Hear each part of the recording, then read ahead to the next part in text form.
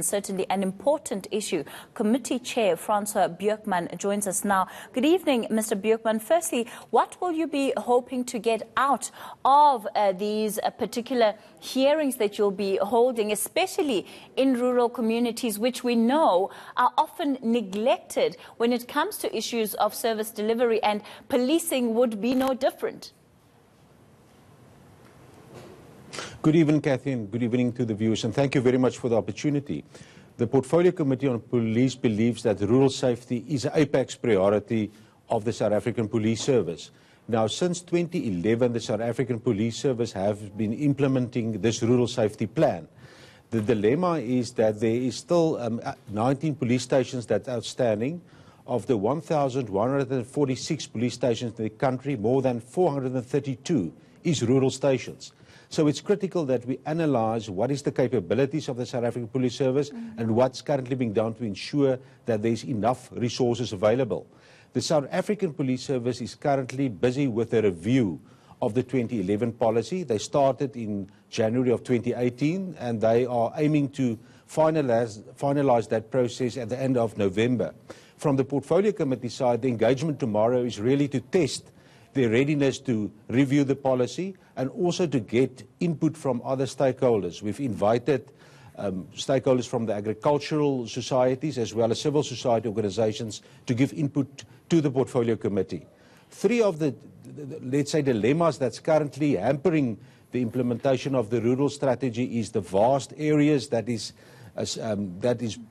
in those stations, and also the issue of reservists, because vast areas and lack of infrastructure and telecommunication is hampering the ability of SAPS to effectively deal with crime in rural areas. Secondly, if we look at the current crime statistics... Yes, you can continue. Go ahead, sir. Yes, in the 2017-18 crime statistics, two issues came to the fore.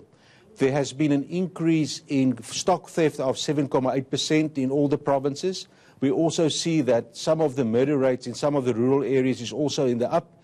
So we also need to get a commitment tomorrow from the National Police management that they will focus on specialised units in the rural areas, stock theft units, what is the capacity, the detectives, and also what's being done to deal with violent crime in the rural areas. At any point, do you also look at some of the socio-economic issues in rural areas that could be the driving forces behind the kind of crime that we see in those areas?